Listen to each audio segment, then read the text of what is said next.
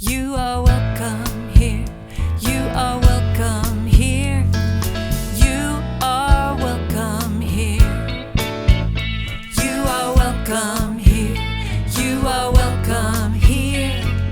You are welcome here. Hi. Good morning, everybody. Good job, Hugh, for getting us started there. Thank you. Welcome to the Ventura Center for Spiritual Living. I'm Reverend Bonnie Rose. It is so good to see you this morning. Thank you for coming into church, and thank you for being here, fully present, ready to receive and ready to give. We also thank our folks at home that are watching on the live stream, and we're just so grateful that you're joining us here today in this Kindness Cathedral. And I'm going to pass the word over to our friend Lonnie here. Good morning, everyone. Well, it's always a really special day when we're gathered here on Sundays, but extra special because Ray and Lori are in the house.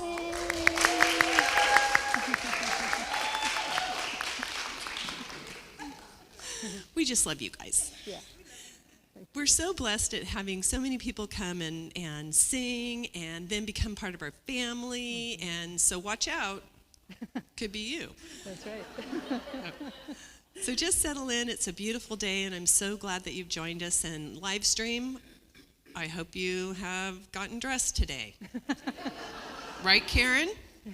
Thank you. Yeah, that's right. Okay. Join us in the celebration. Thank you, Lonnie. Yay.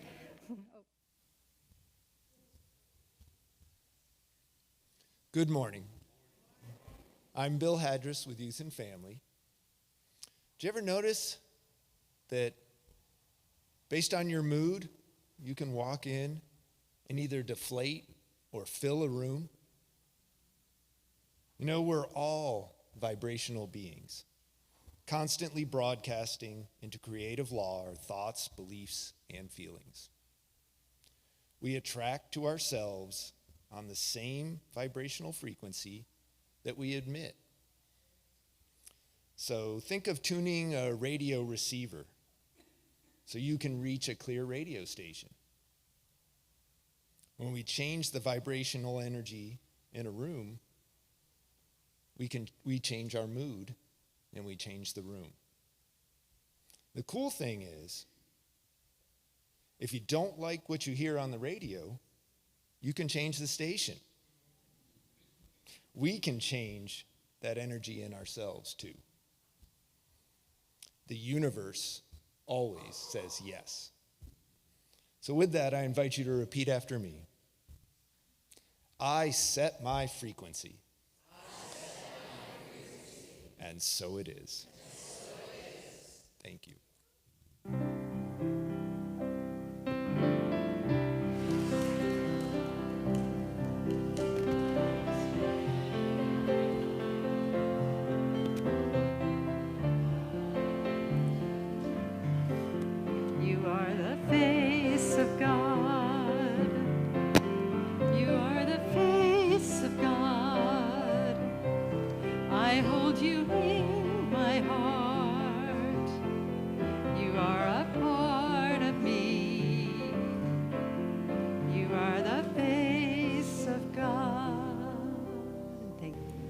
An excerpt from It's Not Your Money by Tosha Silver. Surrender is at the core of being abundance. You move into a joyous flow of giving and receiving. You let yourself be used by the divine. As true offering arises, it becomes easy to let go because you start to trust that more will always come in. You make the shift from mine, to God's. Such a difference. It's easy to fall into blaming yourself for failure at manifesting, but that's all based in thinking at the level of the ego. Instead, learning to surrender and open to source will solve the problem. Over time, reciting the full abundance "Change Me" prayer brings a divine cushion that holds and supports you. You're no longer in free fall. Many of your fears may well evaporate. You start to trust you'll be okay with or without your desire. You tap into the peace that comes when demands end. You sense that every true need will indeed be met one way or another. Once you make room for this holy plan, you no longer insist, my way at all costs. You start to say, God, show me how to live this. Let me at least pretend for now that you are truly my provider. As you open this way, prosperity can come from unlimited, unexpected sources. Love is far more, pardon me. Love is far more creative than the rigid, constrained, yet exhausted ego. And so now, to remind ourselves, listen to a portion of the Change Me prayer. Divine Beloved, change me into someone who can give with complete ease and abundance, knowing you are the unlimited source of all. Let me be an open conduit for your prosperity. Let me trust that all of my own needs are always met in amazing ways, and it is safe to give freely as my heart guides me.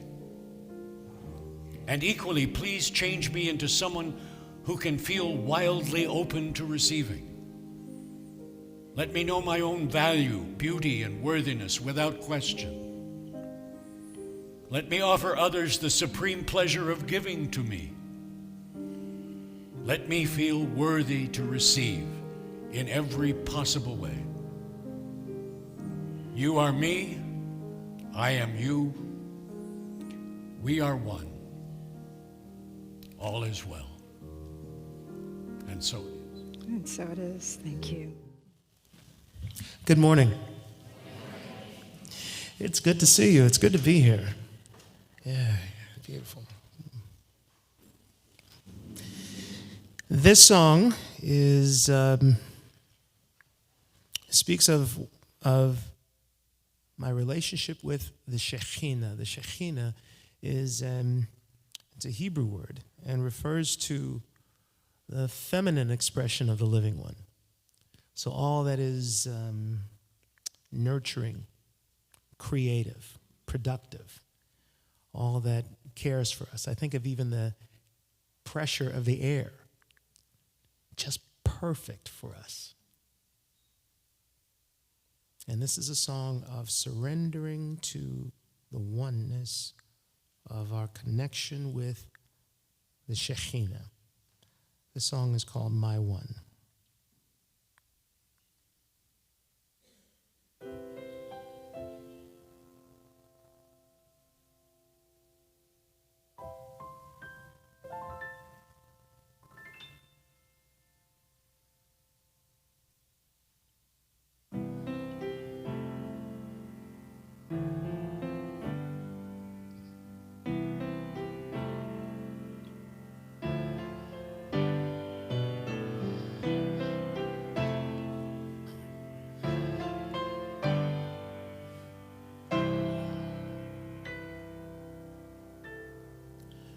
From the fading light of the evening to the growing glow of the day, I am perfectly held in your hands, my one.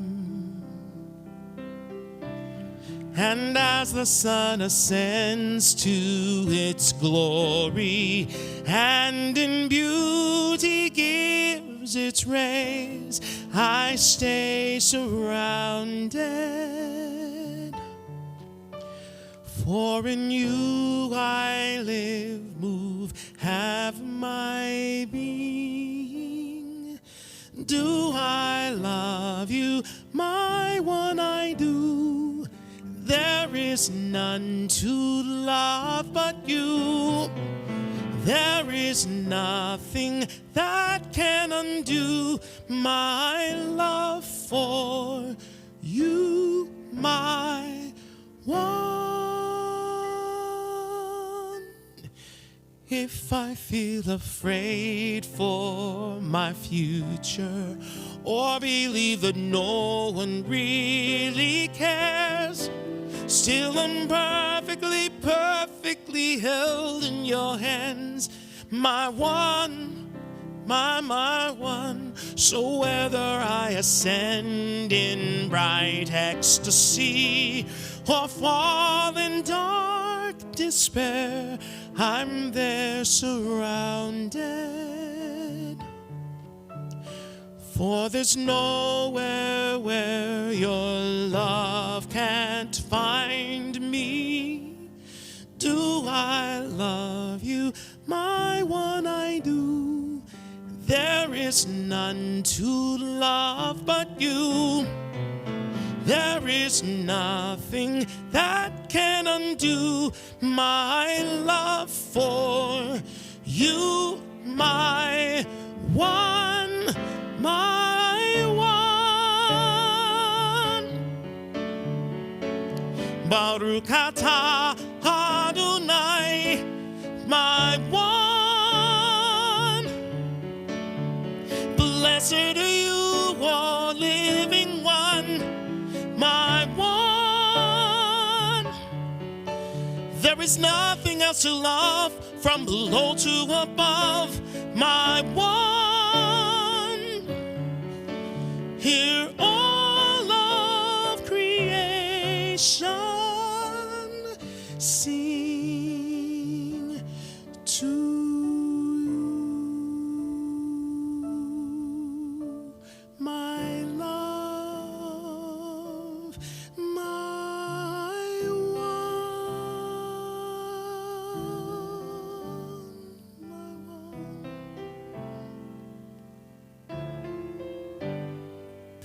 Do I love you, my one? I do.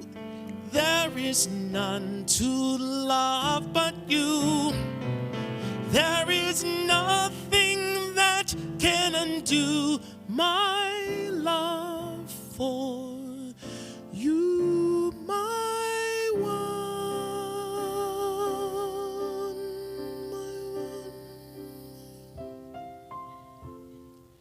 my one, my one, my one.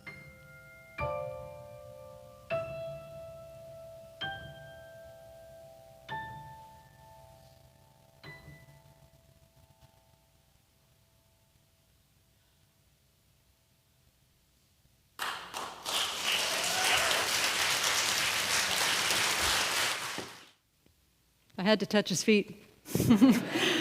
That's what they do in India. They usually reserve it for older people, you know. You're just a youngin'. Wow, that was so beautiful. Thank you. Thank you so much. And thank you all for being here. Gosh, I don't quite know what to say after that. That was amazing, right? What a beautiful feel in this room, beautiful energy. So anyway, oh, look at that. There's my talk. It's called Surrender is the New Success, okay? Surrender is the new success.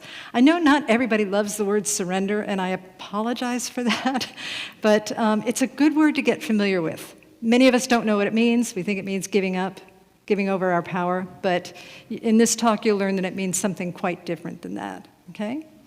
So I'm going to start with a story. Oh, first of all, this is based on the work by Tosha Silver, who wrote this book up here, It's Not Your Money, that beautiful reading that Hugh read this morning. So again, now I'm going to start with the story. This is Uzo Adaba, and this is from the book.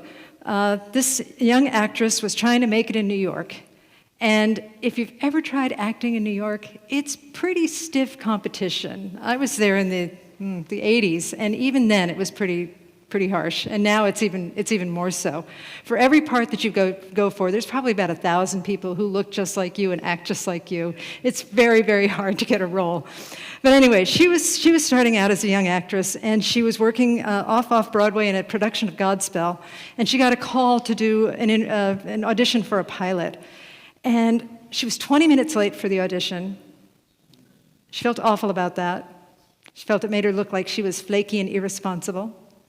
She showed up and she did an okay job, but she wasn't really convinced. And then she got on the subway, the New York subway, to go home, where in the subway ride, she just berated herself for failing at her audition and for showing up late. And she was saying, you know what, God? I think it's time. I think it's time to give up. I think I want to be a lawyer. I want to be a lawyer. And sorry, you guys. Give me 1 sec. I'm going to type.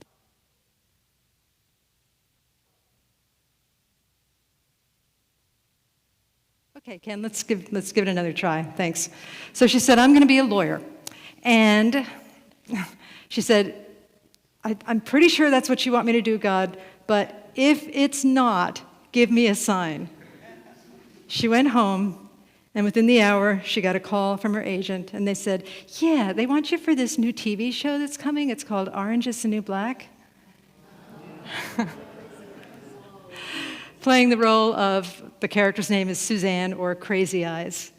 Now, this may not be the most flattering picture of her. You can see that she's a beautiful woman, but a part like that, people, that is a standout part. She was awesome in that show, and I know she won all kinds of awards for it as well. So her life changed in that minute, and Tosha Silver attributes it to the fact that she gave in. So Tosha Silver attributes that she got the part in part to surrender. Certainly she's a very talented actress, but she did have that moment of surrender on the train. So surrender is the new success. Our purpose today is to learn about surrender, to redefine it, and to actually look at the fact that it means breathe. Would everybody just breathe with me right now? Surrender your breath to the universe and allow it to be. Every time we breathe, it can be an act of giving in to the grace that's within us. Surrender is also about relaxing. How many of us, even though we've been through prayer and singing and chanting and a beautiful song, are still sitting kind of like this, right? Still tensing a part of your body? What if you were just to relax and let go and know that everything is okay? In this moment, everything is okay.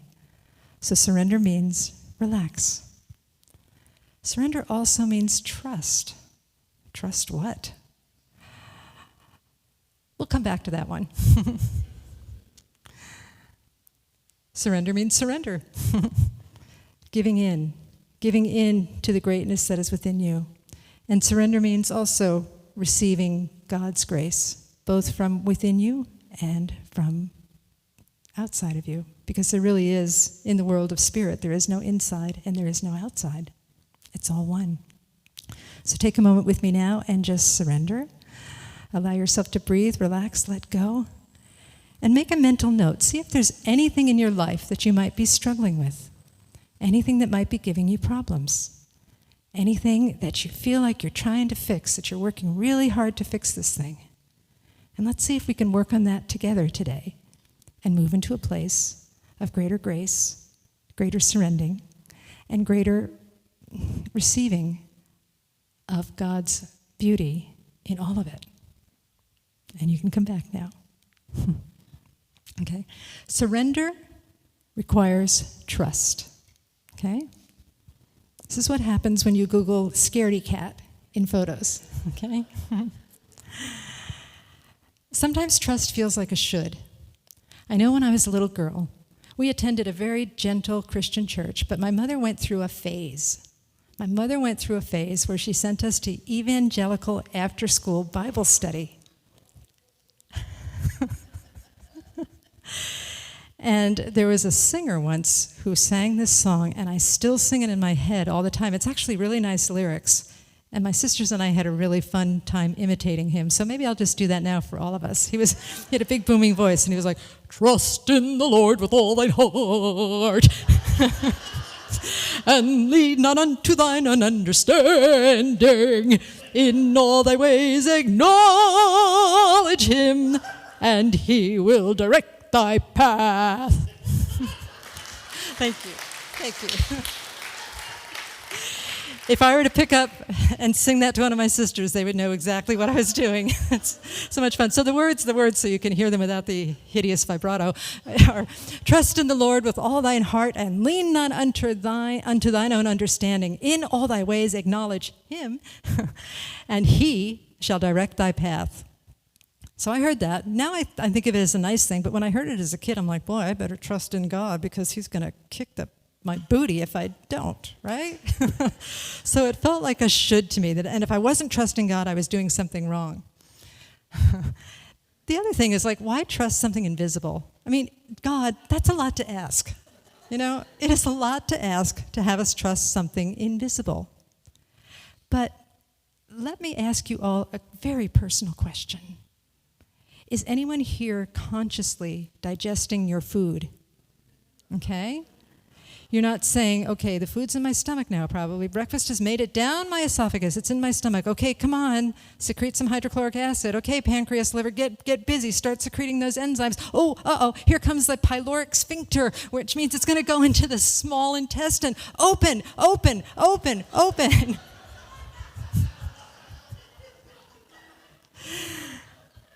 If anyone is doing that, please let me know. Oh. We are trusting invisible processes all of the time. And there's a great invisible process that makes itself visible through wonderful acts that we can truly trust as much as we trust our digestion. Can you trust the personality of the God you once believed in? Now here we teach that God is love, that God is grace, that God is eternal goodness, that God is omnipresence, that God is forgiveness itself. That God doesn't need to forgive us because we're already forgiven. We sometimes use our free will to stray into actions that are destructive, but we are still forgiven. We have the opportunity to forgive ourselves and to move into that realm of forgiveness that is the beam of light that is God. Thank you. But some of us learned, again, at places like my evangelical Bible camp and other places, and I don't mean to put down evangelicals, I bless all paths, but some of us learned that God had a very distinct personality. Anybody want to call out some words as to the God that they learned about? Vengeance. All right. That was said with feeling. Wrathful. Yes. Judgmental. Say what? Angry single parent. All right. Like that one. Jealous. Yes. I think we've. Okay, what? One more. Smiting. Okay, I heard one over there. But yeah, we could do this all day. This is super fun. So seriously, you're going to trust that? I don't think I would. I just learned, even though, again, raised in a very gentle Christian church, I kind of got through the culture that God has a mean streak. Never mind. God can be nasty sometimes if you don't exactly follow the rules or if you don't believe properly, right? So again, how are we going to trust that? This is not my quote. I couldn't find the actual quote, but I did the best I could with it.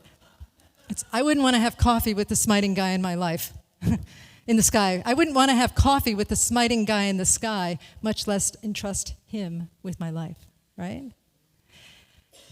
Now, you probably don't know this, but this is actually an original photo from the creation of the Sistine Chapel.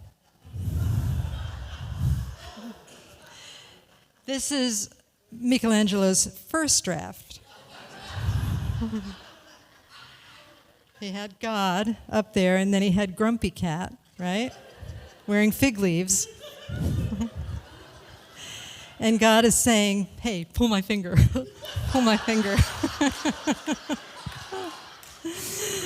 Or I think in Italian it's tirami al dito. Tirami al dito. Hey, tirami al dito, right? Piccolo gatti, yeah. So, and then the Pope saw it. Oh, and by the way, Grumpy Cat's saying no.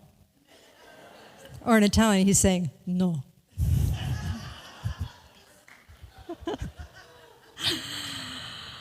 The Pope saw it, made him cover it up. Then we have the usual of Adam, but I don't have that picture because I like this one better. I think it's cuter.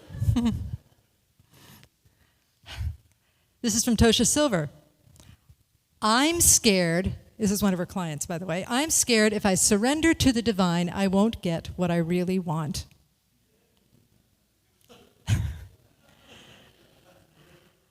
She's got a little point there.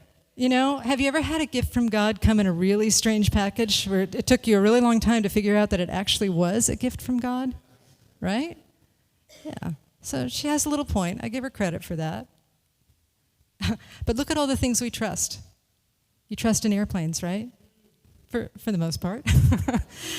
You pretty much, every time you get on a plane, there's a certain level of trust that the plane is going to get you where you need to go, right? You trust in roller coasters? You're not getting me on one of those things, by the way, not that one. But many people get on a roller coaster knowing that they'll end up having a good time and they'll come back and they'll be intact, right? We trust roller coasters more than we trust God. How about this little guy, right? That little guy is like, sorry, I almost said a bad word. That guy is saying, I'm not getting in there. I'm not getting in that thing and turning to mush. But that's the only way you get wings, right? And then we trust our devices. We trust the internet. We trust Siri. We trust GPS. How many of you ever had GPS lead you astray, right? Oh, yeah, please. GPS had to try to make me make a left turn onto a short pier in Virginia. And, oh, my goodness, Alexa. Alexa gets it wrong so much. Oh, my goodness. The other day I asked Alexa, I'm in this very rigid, not rigid, but actually extensive spiritual practice right now, and I asked her to play a Taizé chant that's called Jesus Remember Me, and I said, Alexa, play, now everybody's Alexa at home is going off, but Alexa, play Jesus Remember Me, and she goes, playing Jesus Remember Me.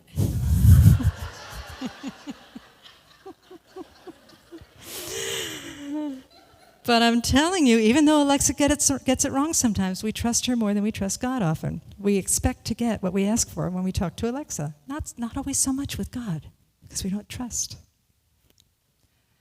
The thing is that sometimes, as I said, we don't get what we think we want, but God will always give you what your soul craves and what your soul needs. Everything that happens to us is a gift from God.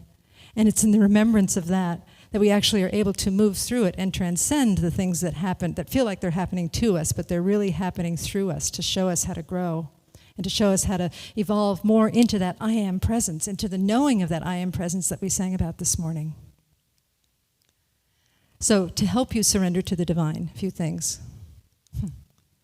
One of the things Tosha Silver recommends is to give up the idea of a separate, definable identity. We know that we can't define God. If any of us had a definition of God, it wouldn't be adequate because God is beyond definition. We also know that God is not separate, that God is within us. So we're actually surrendering to something else. We're surrendering. When you surrender to your own inner great self, your own wisdom and clarity. So what would it be like to surrender to your own wisdom and clarity? Sometimes it's hard to see our wisdom and our clarity, but it's in there. It's in there. It's always in there. So we surrender to our own wisdom and clarity. Plus, we also surrender to the love and the wisdom of the entire cosmos, right? That energy, that power that spins the planets at exactly the right speed, that places every grain of sand on the beach, that makes snails pull into their shells, and that makes that just creates giant redwoods, all of that. And I just don't want you to miss this little play on words here in the slide here, but we surrender to the cosmos, and guess what kind of flowers those are? Cosmos, yes, thank you. I looked at Hugh because I was sure he would know, but they're cosmos. What kind of flowers are those?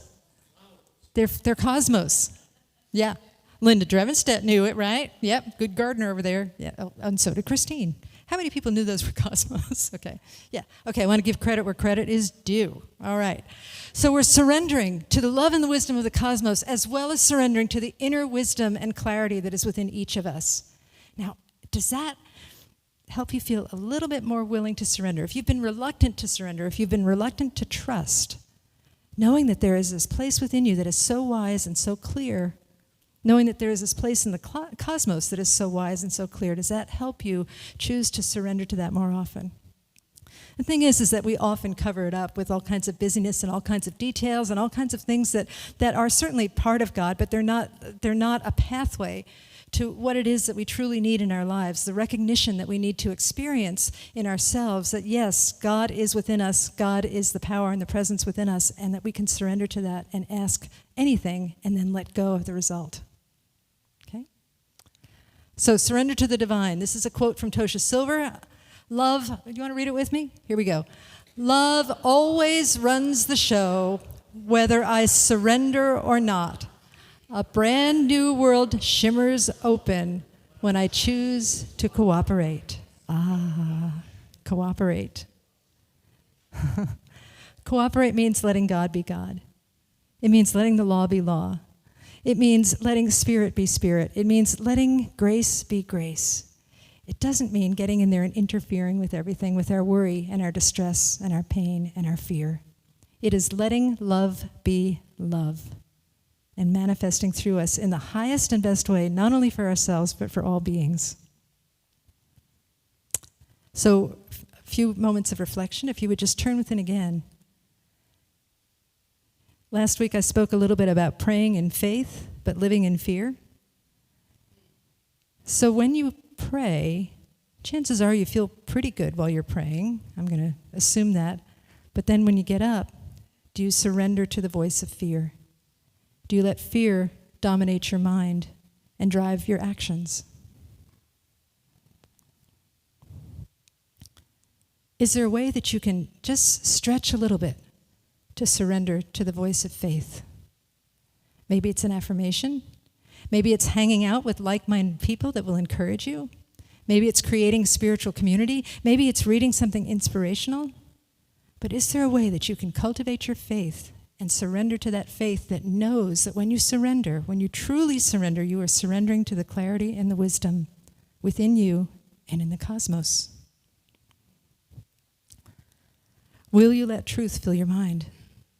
You may ask, what is truth? But really, the basic truth is that God is love. God is love and I am love. Love is all there is. And love wants to have a good time expressing through me as I share my love with the world. Will you surrender to that? And then, when your eyes are open, will you live like the truth is true? You know? In this center, we often talk about how we think ourselves into a new way of living, right? But you also live yourself into a new way of thinking. The two go hand in hand, right? It's like a Mobius strip.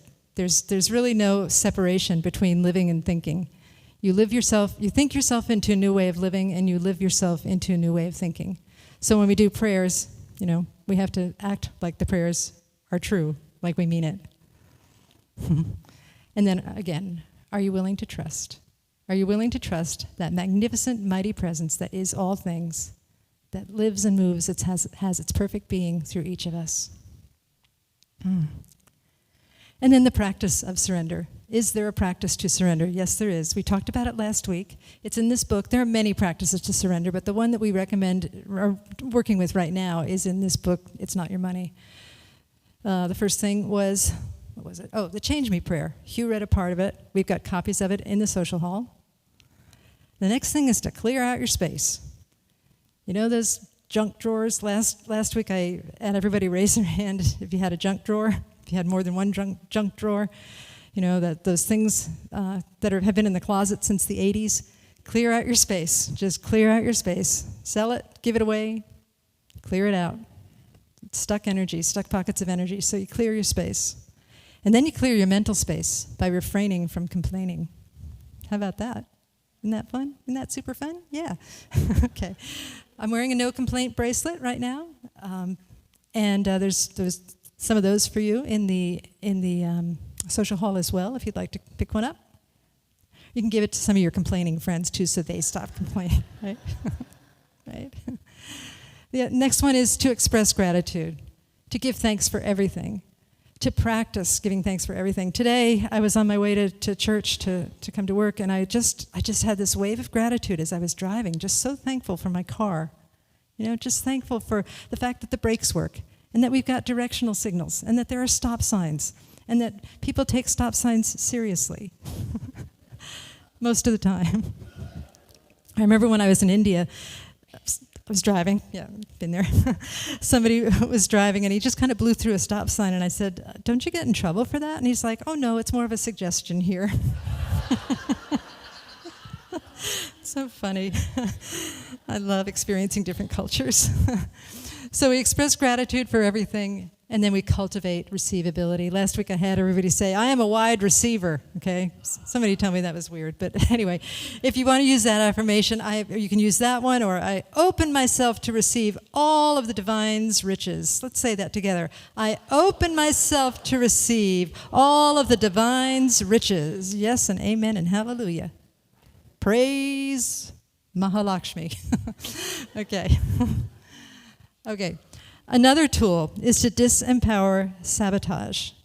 Okay? Now, the way that we disempower our tendency to self-sabotage, you all know what I'm talking about, right? It's the same thing I was talking about before, that you pray in faith and then you start living in fear. So you surrender to God. You say, "God, take this problem. Just do what you need to do with it. I'm riding the subway. I'm thinking about becoming a lawyer. Tell me what to do next," you know? Disempowering sabotage is what? It is a pair of ducks, which is a paradox, right? Paradox. They're used to it.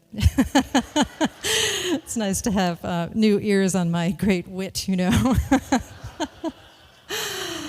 So instead of trying to push away the voice of the saboteur, right? The voice of worry, the voice of fear, whatever you want to call it, the voice of complaining, we notice it and we welcome it. We say, "Oh my goodness, well, thank you for sharing. I think you must have something to teach me," right?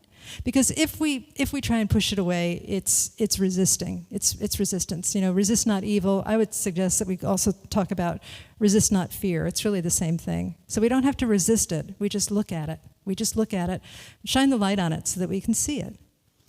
And then, you know, we ask it, what wants to be heard? What is hidden in me? Why is my life mirroring this back to me? So what am I here to learn? What can you teach me about this? And usually, in my experience, we don't get the whole answer at once, but it comes in bits and pieces. And if you just get one tiny thing to consider, one tiny thing to work on, then that can be life-changing because you build the habit of listening and welcoming that which feels like it's against your greatest good. You build the habit of listening to it, and that's when your life really changes, when you can actually address it with kindness and compassion. And then the other thing is to disempower or delete personal attachment. Delete the attachment to whatever it is, to your worry, to your fear. I had the experience this week of having to write something about shame for another organization, and I was talking about a time in my life that was very, very difficult, and I was failing, and I felt completely ashamed of myself. And one of the things I was tempted to do was to push away the shame and say, "I am who I am. I am a divine child of God. I am from this great family. I have no reason to be ashamed. I am an overachiever. I am a type A personality. I am not ashamed." And instead I changed that to, "I am no longer ashamed of my shame." And what happened with that was that it gave the shame a little room to grow, in a good way, to breathe. And I started realizing that the shame was not really about me. It became very depersonalized for me. It just was part of the human condition that we all experience from time to time. And so I stopped taking it so personally. And through that process of not taking it personally, it lost a lot of power, and it stopped stopping me. So we can say, "I am no longer ashamed of my shame," or "I am no longer afraid of my fear," or "I am no longer in despair over my despair. I am no longer suffering over my suffering." All of those things are so helpful because they're based in compassion and they're based in love. And where there is love, there is God. So that's pretty much what I got for you today. However, there's one more thing. You know, I've been here for a long time. Many, many moons ago, I first came to this church, like almost 19 years ago, people. And, you know, I hope that I've spewed many pearls of wisdom or something from my mouth up here on this stage.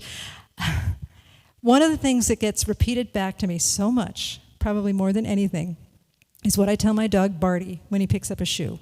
And he has a joke. He picks up a shoe and teases us with it every night, because he knows he's not supposed to. You see the look on his face?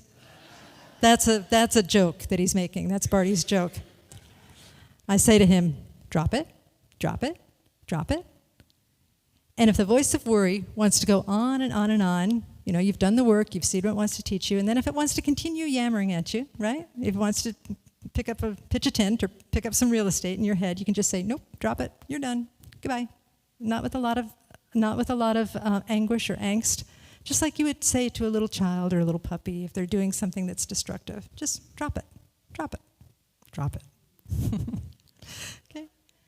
So when you drop something, though, there's a void. There's a void. So you got to fill the void with something else because something else will rush in if you're not looking, right? Nature abhors a vacuum. Famous quote from some, I don't know, Emerson?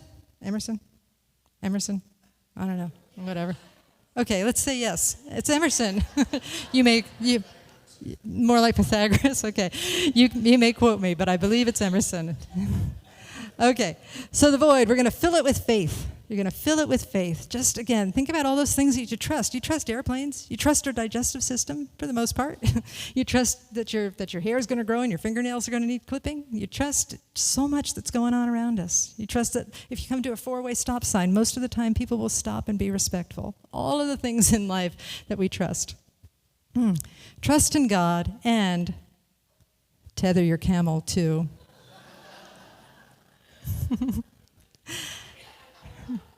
That's a picture of one of our practitioners in training riding a camel, right? In Egypt. Trust in God and tether your camel too. That's the same thing as saying what we say in this denomination, treat and move your feet, right? Treat and move your feet. Trust in God, but don't sit back and think that God's going to do all the work for you. You got to kind of show your commitment, right? You kind of have to act as if. You have to do something. Just do the next right thing, and then the next right thing, and over and over and over again, and your life will change immeasurably for good. Karen Mondragon, Reverend Karen Mondragon, is going to tell us how it's done. So come on up here, babe. Oh, sorry, you're premature, sorry. Come on up here and I'll just tell you one more thing. I forgot about this. We have something in the social hall also to help you. We have God boxes for you that you can take and you can decorate, and they're to help you surrender. And the way that you work with a God box is that you write down a prayer and then you stick it in the box and you forget about it. And you let God have it. Oh, there it is. Thank you, Karen. Good for you. There you go, Vanna. So they're plain, and we have one of our teens decorated one. I'm not sure if that one's on display, but they're back there. Go ahead and help yourself to that, or some of the handouts that I talked about. Help no complaint bracelets. And Karen, I'm going to just sit down right here, and you can tell us your story, okay? Okay. Oh, good sound people. They are terrific back there. I have to tell you, Bonnie, I'm taking a class on brevity, so don't get too scared about how long I go on. I only had one class, though, so I don't know. Well, these God boxes look like little takeout lunches. Yeah. So I have a story about my God box, and I don't have a God box, but I have a God box in my thought process. We all do. It's our subconscious God box. So anytime, like if I want to write a prayer and put it in that God box, in my mind, my thought is going into my conscious God box. So this invisible God box in my head takes my thought as my prayer, and I put it in there. Well, when my husband died, our backyard had like 7 fruit trees. He planted them all, and he loved them all, and they were his babies. And he'd go out there and tend to them and pick the fruit and everything, but the past couple of years he couldn't do that. So the fruit would drop to the ground and ferment, especially the peaches. So we had this yard of fermented fruit back there, and our yard guy would come once a month, and he'd rake it all up and put it in this big Harrison trash container, which is like up to here on me. And so I'd have to go out there because Fred couldn't do it, and I'd have to get that container and pull it up the driveway. I couldn't push it. It was too heavy.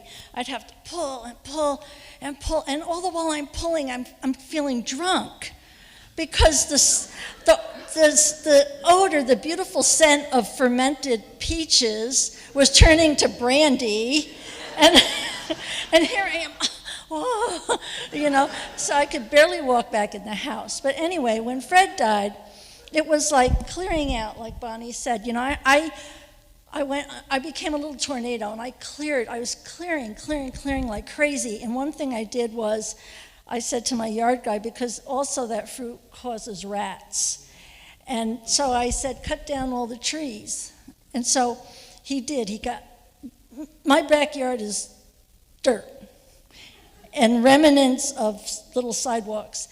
But I would get up out of bed, and right near my window, I could look out there, and I could see this dirt, empty yard, and I'd be afraid that Fred was going to materialize, come in the room, and say, why did you do that? Why did you cut my trees? You know I love those trees. So anyway, I was putting, in my God box, I was putting the thoughts of ugly yard, barren yard, guilt. Why did I cut down my beloved husband's beloved trees? Oh my God, I didn't love him. All this stuff, right? So one day I woke up and I said, hey, I don't want those thoughts because my yard isn't changing. It's staying bare. So I said, I looked out and I said, that's a blank canvas. And I have the ability with my thoughts to paint it any way I want. And so I started getting up and looking out there and seeing a beautiful, I love those purple trees planted out there with all the purple on it and the eco-friendly green succulents, that's what they are. Things planted, and I even saw, like my friend suggested, a gazebo where I could sit and do prayers and meditate and all that kind of stuff. So I started looking back there, and I didn't see the bare, empty lot anymore. I saw all this beautiful stuff. So I came to church last Sunday, and I met some of my beautiful women friends out on the side, and we were standing there talking about how beautiful the yard looked at the church. The plants were all nice, and everything was taken care of and looked so pretty. And I just happened to say, gosh, I really have to do something with my backyard. It's just bare. And all of them at once said, oh, we want to help. We want to help. Can we help you?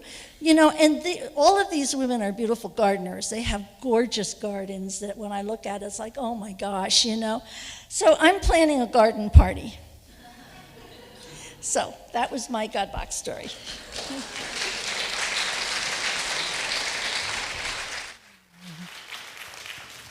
Are any of the gardeners here today? Any of the gardeners? Yes. Oh, look at all those gardeners. Yes. The ones that are helping Karen. Hugh just volunteered. He's going to help you too. Okay. So, my friends, that's what we got today. And there's just one more thing. I want to close with just with a quote. And let's read this one together again, okay? It's a prayer. Let's read it together. Divine Beloved, help me trust that all my deepest needs will be met. Let enter the path of freedom. Even my deepest attachments, I give them to you. Let me trust you have a plan, and the right actions will come. You are my source for all. Surrender is the new success. And so it is. Thanks, everybody. You did great. Thank you. Thank you. Thanks. All right, so let us pray. We turn within and just recognize the grace and the power and the presence of God, this divine love that lives and moves and has its perfect being in each of us. We know that we are one with it, and it is one with us. It is the beauty and the wisdom and the clarity that abides in our whole being, not only our brains, but our hearts and every single cell of our bodies. And so here and now, we know the possibility of surrender to this beauty, to this power, to this love. And we use this information, this heartfelt information, to change our lives, to become more of who we want to be, to surrender to divine love and allow God to take over our lives and guide us in the paths of grace and beauty. We understand that our lives do not belong to us. We all belong to each other. We all belong to God. And we let go of any sense of my life and consider our life and know that all is well. as we continue to surrender, to let go, to let God, and to let it be. We also know the importance of treating and moving our feet, of trusting in God and tethering our camel too, and so we are guided always to what is ours to do. Use me, O God, I stand for you, and here I'll abide as you show me all that I must do. We take the words of that song to heart, and we live it like it's true because it is. And so I'm just so grateful for this time together, so grateful for this teaching, so grateful for the transformation I know is happening in every heart. I'm grateful for feeling the light beaming out of everybody here in the sanctuary today and beyond. May we take that light and share it abundantly. And may we know that we are blessed and that we are a blessing. Today I bless all paths to God, churches, synagogues, temples, mosques, ashrams, gurdwaras, fundamentalists, atheists, agnostics, all beings everywhere, anyone I may have left out, for all beings are a blessing. And with a heart so filled with gratitude, I say, thank you, Spirit. Thank you, love. We are so blessed. And so it is.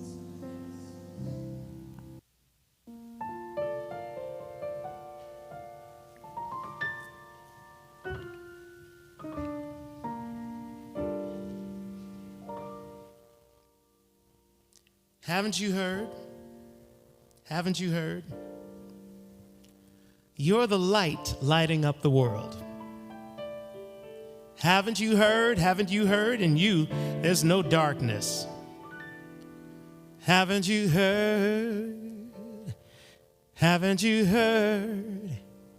You're the bread, you're the wine, the word. Haven't you heard? Haven't you heard?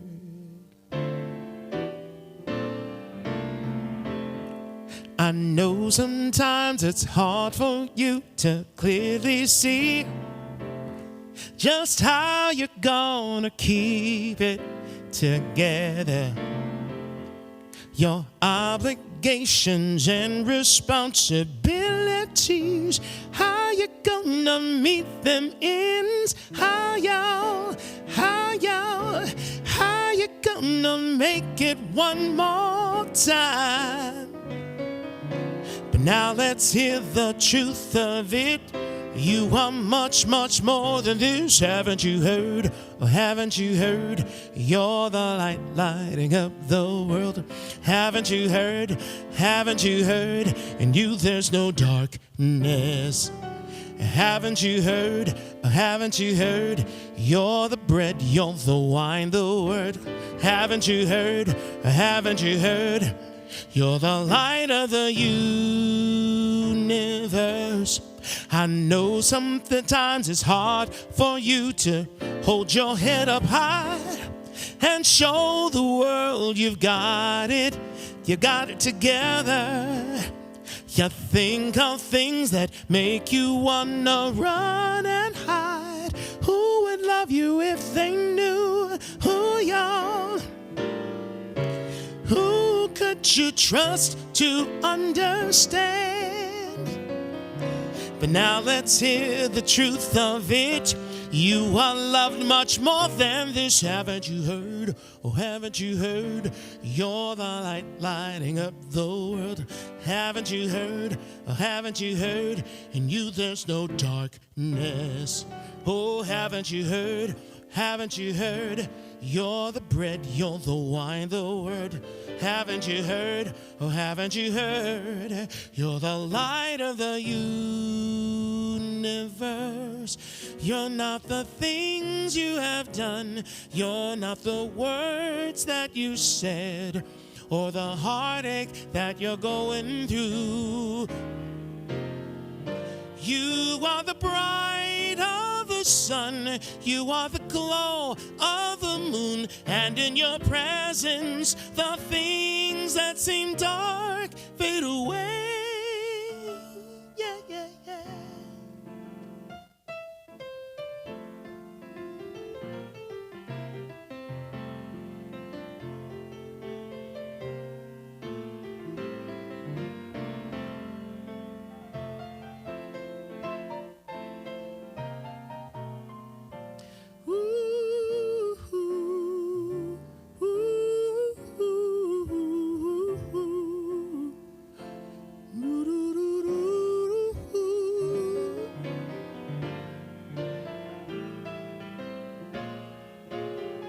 Oh, haven't you heard? Haven't you heard? You're the light lighting up the world.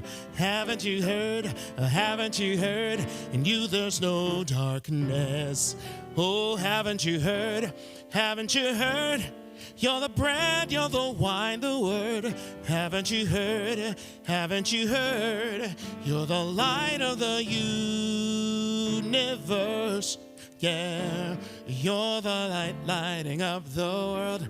Haven't you heard? Haven't you heard? You, there's no darkness. Oh, haven't you heard? Haven't you heard? You're the bread, you're the wine, the word. Haven't you heard? Haven't you heard? You're the light of the universe.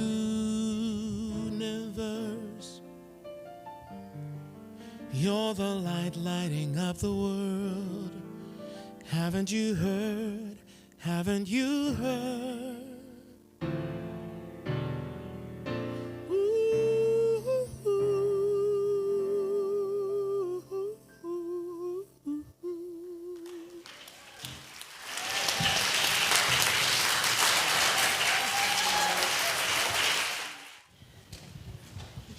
Thank you, Ray. Okay, let us pray now.